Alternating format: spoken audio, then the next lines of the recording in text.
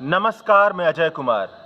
हमारे देश का संविधान कहता है कि राज्य नागरिकों की सुरक्षा के लिए काम करेगा, लेकिन सुरक्षा की आड़ में वह ऐसे कदम नहीं उठाएगा जिससे व्यक्ति के अधिकार छीन लिए जाएं। कहने का मतलब है कि राज्य और नागरिकों के बीच एक तरह का संतुलन होगा और इस संतुलन में व्यक्ति के जीवन के अधिकार को नहीं छीना जा सकता है। आर्टिकल 21 ऑफ कॉन्स्टिट्यूशन यही बात कहता है। इस संतुलन को बनाने की सबसे अधिक जिम्मेदारी सरकार की होती है और हालिया सरकार के सभी काम इस ओर इशारा करते हैं कि वह हर तरह के संतुलन को तोड़कर अपने पक्ष में करना चाहती है। दंगा होना ही एक सभ्य समाज पर कलंक है, लेकिन इससे भी बड़ा कलंक यह है कि दंगे की जांच के नाम पर उन्हें पकड़कर प्रताड़ित किया जाए जो शांति की बात कर रहे हों और इसके लिए उस कानून का इस्तेमाल किया जाए जिस कानून को इस मकसद के साथ रखा गया हो कि इससे नागरिकों को सुरक्षा देने में अधिक मदद मिलेगी।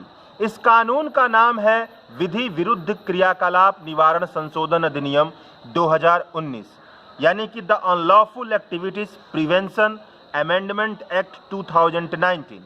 इस कानून की वजह से उमर खालिद से लेकर सुधा भारद्वाज, गौतम नवलखा, वरवर राव और न जाने कितने सिविल राइट्स एक्टिविस्ट को अब तक गिरफ्तार किया जा चुका है। यह एक तरह का ऐसा कानून है जिसके बहुत सारे प्रावधान राज्य को इतनी शक्ति देते हैं कि वह व्यक्ति के अधिकार को मनमाने तरीके से कुचल दे।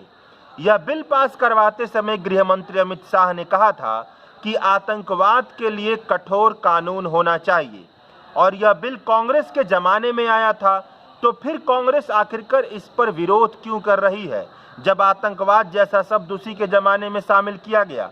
अमित शाह के इसी वक्तव्य में इस बिल की सबसे बड़ी खामी छिपी हुई थी कि किसी भी व्यक्ति को देश हित के खिलाफ या देश विरोधी बताकर इस कानून का शिकार बनाया जा सकता है। तो चलिए सबसे पहले समझते हैं कि आतंकवाद के खिलाफ कठोर कानून बनाने के नाम पर यह कानून राज्य के मुकाबले व्यक्ति के अधिकारों को किस तरह से बहुत अधिक कमजोर कर देता है। आखिरकार इस कानून में ऐसा क्या है कि अगर सरकार चाहे तो किसी भी व्यक्ति को इस कानून के तहत आरोपी बनाकर ही लंबे समय के लिए जेल में रख सकती है, भले ही बाद में जाकर सरकार और सरकारी तंत्र घोषित कर दे कि व्यक्ति पर आरोप ही सिद्ध नहीं हुआ। साल 1962 में चीन के साथ लड़ाई के बाद तमिलनाडु की तरफ से तमिल अस्मिता के नाम पर भारत से अलग होने की मांग उठने लगी, तो एक ऐसे कानून के बारे में सोचा जाने लगा जिससे तमिल अलगाववाद को रोका जा सके। साल 1967 में भारत सरकार द्वारा unlawful activities of prevention act लाने के पीछे 3 मकसद थे। पहला, उन संगठनों पर प्रतिबंध लगा दिया जाए जो गैरकानूनी काम करते हैं। दूसरा, इस गैरकानूनी संगठनों से जुड़े सदस्यों को सजा दी जाए और तीसरा, जो लोग इन्हें फंडिंग करते हैं उन्हें भी पकड़कर सजा दे दी जाए। साल 1967 में बना यह कानून साल 2019 में संशोधित होने से तकरीबन 6 बार उससे पहले ही संशोधित हो चुका था। दरअसल हुआ यह था कि इस बीच आतंकवाद की रोकथाम के लिए पोटा और टाडा जैसे कानून आए थे।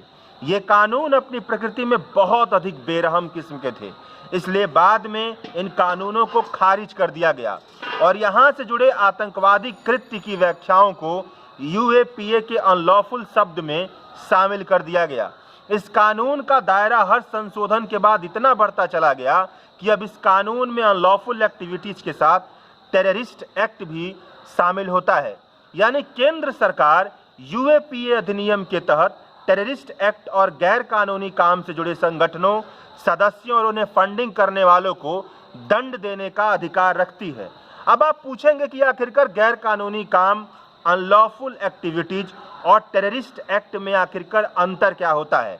भारत की एकता और संप्रभुता पर जब शब्दों, चित्रों और दूसरे अमूर्त तरीकों द्वारा हमला किया जाता है तो उसे गैर कानूनी काम में रखा जाता है, लेकिन भारत की एकता, अखंडता और संप्रभुता पर जब हथियार, बम, गोली बारूद जैसे मूर्त तरीकों द्वारा हमला किया जाता है तो इसे आतंकवादी कृत्य या टेररिस्ट एक्ट में रखा जाता है। परिस्थितियों के मुताबिक दोनों में सजा के तौर पर कई सालों तक जेल रहने से लेकर उम्र कैद और सजाए मौत तक हो सकती है। अनलॉफुल और आतंकवाद जैसे शब्दों की अवधारणाओं की व्याख्या बहुत अधिक अस्पष्ट है। इसके अंदर राज्य अपने विरोध और असहमति से जुड़े हर तरह के कामों और संगठनों को शामिल कर सकता है। पिछले साल भीमा कोरेगांव घटना से जुड़े मसले पर भी 5 मानवाधिकार कार्यकर्ताओं के कामों को भी गैरकानूनी बताकर इसी कानून के अंतर्गत गिरफ्तार कर लिया गया। इससे पहले भी कई मानवाधिकार कार्यकर्ताओं को राज्य और सिस्टम से अलग जाकर सोचने के लिए इस कानून के अंतर्गत प्रताड़ित किया गया है। विकास के मॉडल के नाम पर न्यूक्लियर प्लांट और बड़े बांधों का विरोध करने वाले कई संगठनों को इस कानून के आधार पर बैन किया गया है। कहने का मतलब यह है कि प्रचंड बहुमत में सरोबार सरकार अनलॉफुल की व्याख्या के अंदर जो मर्जी वह शामिल कर सकती है। इसलिए इस कानून की अब तक कठोर आलोचना होती आ रही है। इस कानून की सबसे बड़ी खामी को एक आंकड़े के सहारे समझते हैं। नेशनल क्राइम रिकॉर्ड ब्यूरो 2016 के आंकड़ों के मुताबिक यूएपीए से जुड़े तकरीबन 67% मामलों में आरोपियों को दोषमुक्त कर दिया गया, यानी बहुत दिनों तक जेल की सलाखों के अंदर रखने के बाद उन्हें छोड़ दिया गया।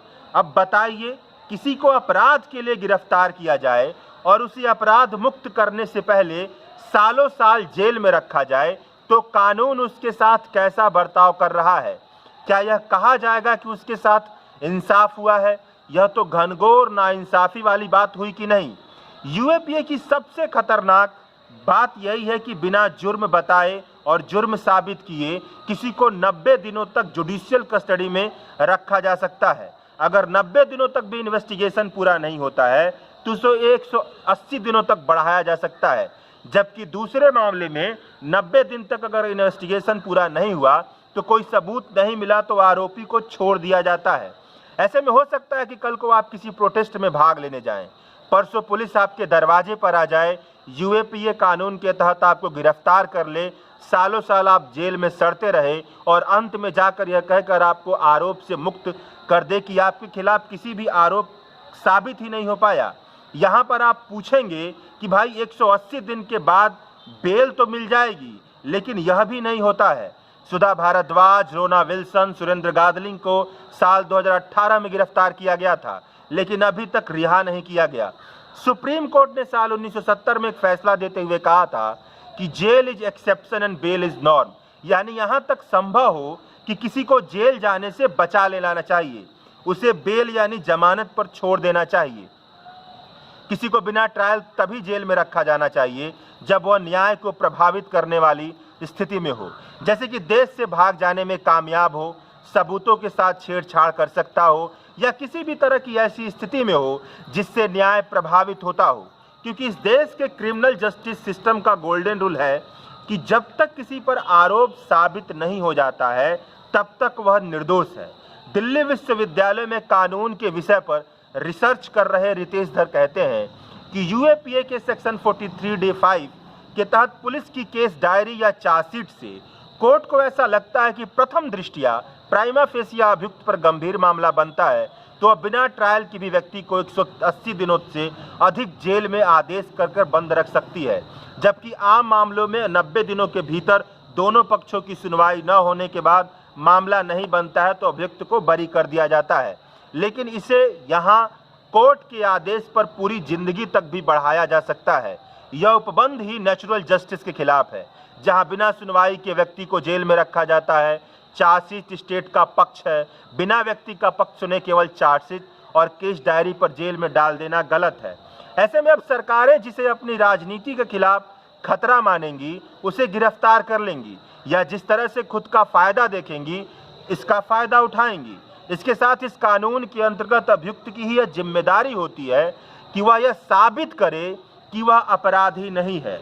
यानी आतंकवादी का आरोप राज्य लगाएगा, लेकिन आतंकवाद के आरोप से मुक्ति के लिए सबूत उस व्यक्ति और आरोपी को देना होगा। जबकि भारत की अपराध संहिता में कुछ अपवादों को छोड़कर प्रोसिक्यूशन की यह जिम्मेदारी होती है कि वह सिद्ध करे कि अभियुक्त दोषी है।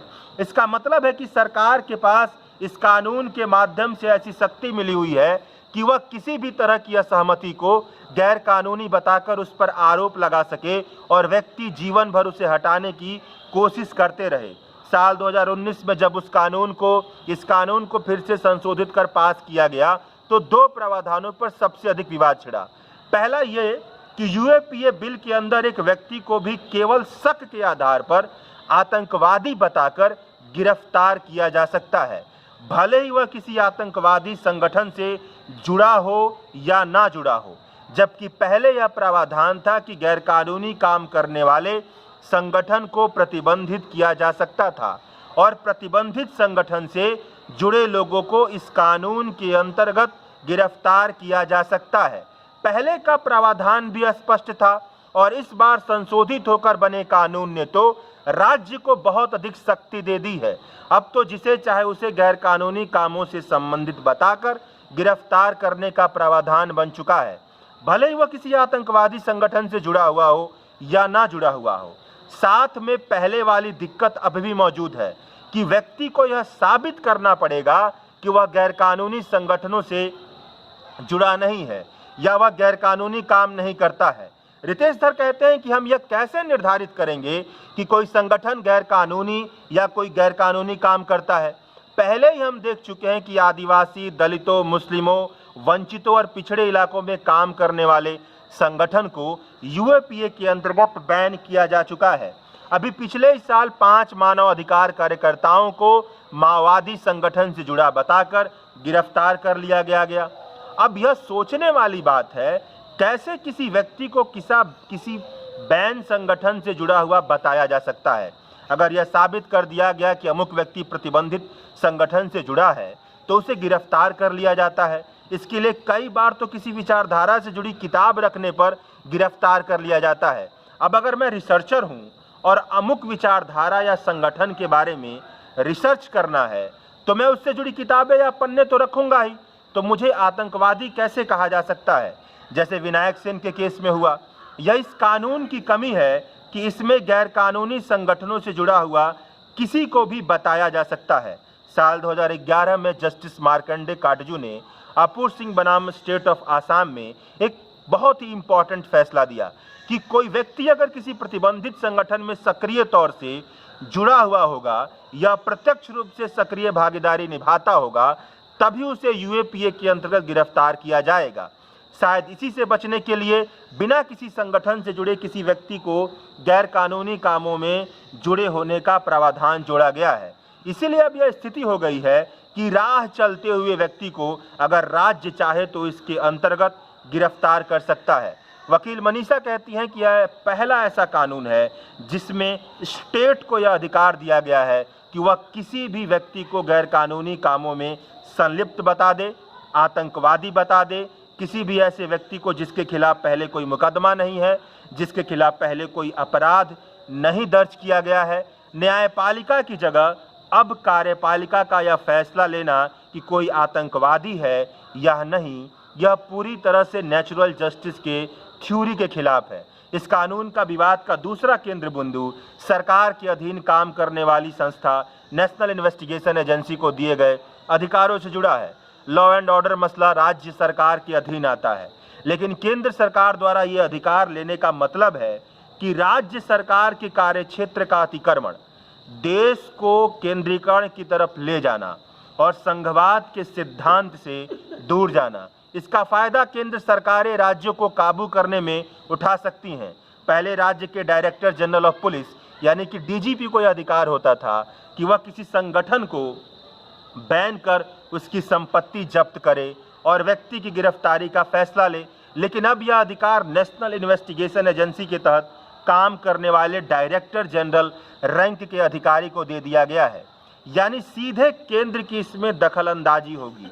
ऐसे मामलों पर पहले इन्वेस्टिगेशन करने का अधिकार असिस्टेंट कमिश्नर रैंक से ऊपर के अधिकारी को मिला था, लेकिन अब यह अधिकार नेशनल इन्वेस्टिगेशन एजेंसी के अंदर काम करने वाले इंस्पेक्टर रैंक के अधिकारी को दे दिया गया है। यानी आतंकवाद जैसे विषय पर कठोर कानून की बात तो की गई है, लेकिन छानबीन करने का अधिकार उस पद को सौंपा गया है जिसकी शक्तियां कम है, जो अपने आकाओं की बात मानकर काम करने के लिए स्थापित होता है। कानूनी मसलों पर लिखने वाले पत्रकार विवान कहते हैं कि राज्य के ऐसे ही अतिक्रमण से बचने के लिए संविधान के मौलिक अधिकार का उपबंध किया गया है। संविधान के अनुच्छेद 21 में इसी की बहुत साफ से व्याख्या की गई है कि किसी भी व्यक्ति के जीवन जीने के अधिकार को नहीं छीना जा सकता है, न ही व्यक्ति को उसकी व्यक्तिगत स्वतंत्रता से वंचित किया जा सकता है। लेकिन अगर ऐसी स्थिति आती है कि व्यक्ति किसी अपराध से जुड़ा है तो व्यक्ति के जीवन में हस्तक्षेप कानून द्वारा स्थापित यथोचित प्रक्रिया अपनाकर प्रोसीजर एस्टैब्लिश्ड बाय लॉ को ही किया जा सकता है। मेनका गांधी मामले में सुबंध की ओर से स्पष्ट व्याख्या कर दी गई थी कि किसी व्यक्ति को अपराधी घोषित करने के लिए न्यायपूर्ण, निष्पक्ष और तार्किक प्रक्रिया अपनाई जाएगी। लेकिन यूएपीए कानून में ऐसी सभी जरूरतों की धज्जियां उड़ाई जाती हैं और नागरिकों को राज्य के रहमो करम पर छोड़ दिया जाता है। इसलिए कहा जाए कि आतंकवाद को रोकने के नाम पर यूएपीए खुद एक आतंकवादी कानून है तो इसमें कोई अतिशयोक्ति नहीं होगी।